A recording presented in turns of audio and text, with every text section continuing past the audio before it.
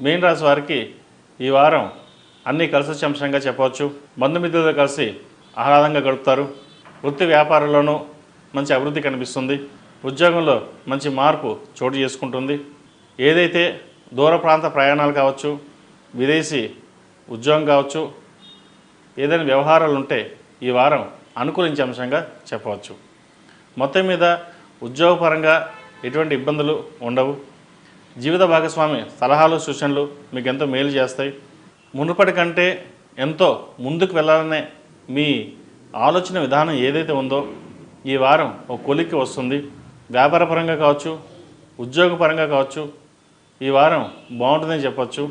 ముఖ్యంగా ఉద్యోగస్తుల మటుకు ఈ వారం బాగుంది. వ్యాపారపరంగా అన్నీ బాగున్నా ఖర్చు మటుకు అధికంగా ఉంటుంది. రూపాయికి రూపాయి ఖర్చు అవుతుంది. వాటి విషయంలో జాగ్రత్త ఉండాలి. అయితే లాభాలు కూడా అలాగే ఉంటాయి. మనం ఎన్నడూ లేని విధంగా కొంతవరకు ఈ వారం లాభసాటిగా ఉంటుందని చెప్పచ్చు. అన్ని రంగాల్లో వరకు ఈ వారం వ్యాపారపరంగా లాభసాటిగా ఉంటుంది. అయితే ఆరోగ్యం పట్ల కొంచెం జాగ్రత్తలు తీసుకోవాలి. నలుగురితో కలిసి వెళ్ళాలని మీ యోచన ఏదైతే ఉందో అది బాగుంటుంది. బంధువర్గంతో కలిసి ఆనందంగా గడుపుతారు. మిత్రులతో కలిసి ఆనందంగా గడుపుతారు. హౌసింగ్ లోన్ సంబంధించి మంజూరు అవుతుంది. క్రెడిట్ కార్డు విషయంలో కొన్ని జాగ్రత్తలు తీసుకోవాలి. వారికి దూరంగా ఉంటే చెప్పదగిన విషయం. లేకపోతే కార్డు విషయంలో ఇబ్బంది పడే అవకాశం గోచరిస్తుంది. అలాగే నూతన వ్యాపారం ప్రారంభించాలనుకున్న వారికి ఈ వారం బాగుందని చెప్పచ్చు. భాగస్వామి వ్యాపారాలు కలిసి వస్తాయి.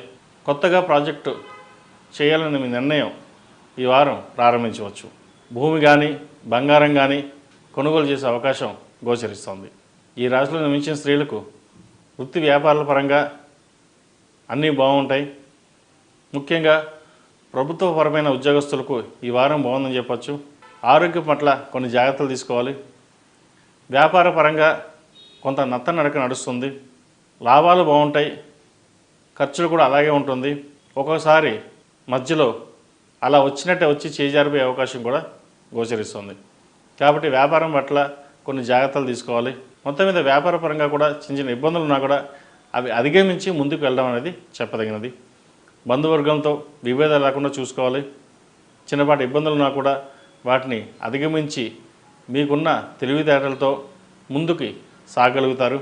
అందరినీ మెప్పించడం కానీ కొంతమంది అయినా మెప్పించగలం అనే ధీమా ఆత్మసంతృప్తి కలుగుతుంది. ఈ రాశిలో మించిన విద్యార్థులకు విదేశీ వ్యవహారాలు అనుకూలిస్తాయి. విదేశాల్లో ఉన్నవారికి ఉద్యోగ ప్రయత్నాలు కొంత నిదానంగా సాగుతుంది. వస్తుంది అనే ఉద్యోగం కొంత ఆలస్యంగా వస్తుంది. రాశ్యాధిపతి దశమాధిపతి అయిన గురువు తృతీయంలో వక్రించి ఉన్నారు. అయితే కొన్ని పనులు అవుతాయి, కొన్ని పనులు నిదానంగా సాగుతాయి. ఇంపార్టెంట్ ఉన్న పనులు లేట్గా ఉంటుంది. వద్దు అనుకున్న పనులు త్వరగా అవుతాయి.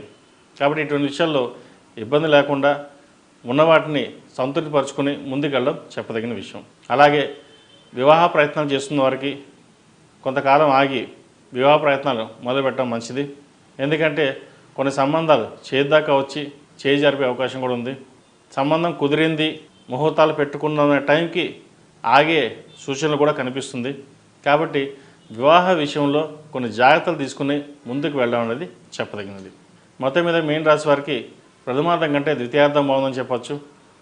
ఈ రాశి వారికి ఏలినట్స్ అని నడుస్తోంది. ఏలినట్స్ అని ప్రభావం వల్ల కొన్ని ఆగిపోయిన పనులు ఏవైతే ఉన్నాయో నిదానంగా సాగుతుంది. వాటి వల్ల మెంటల్ టెన్షన్స్ అనేది ఎక్కువగా ఏర్పడుతోంది. టెన్షన్స్ని పక్కన పెట్టి దైవారాధన చేసుకుంటూ మీ పని మీరు చేయండి. సక్రమంగా చేస్తే మంచి ఫలితాలు సంప్రాప్తిస్తాయి. ఈ రాశివారు నల్లని వస్త్రం ఎవరికైనా దానంగా ఇవ్వండి. లేదంటే బయట రోడ్డు మీద ఈ బెగ్గర్స్ ఎవరైతే ఉంటారో వాళ్ళకి దుప్పటి అలాంటివి దానం ఇవ్వడం కూడా మంచి ఫలితాలు సంప్రాప్తిస్తాయి. ఈ రాశిలో జన్మించిన వారు ప్రతిరోజు ప్రతినిత్యం ఓం నమః శివాయ ఒత్తులతో దీపారాధన, దక్షిణామూర్తి స్తోత్రాన్ని ఎక్కువగా పఠించండి. అలాగే శని స్తోత్రం కూడా రోజుకి వీలైనంత వరకు ఎక్కువగా పఠించడం చేయండి. మంచి ఫలితాలు సంప్రాప్తిస్తాయి.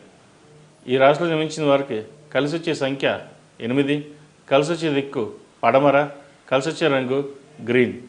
మేషం నుండి మీనం వరకు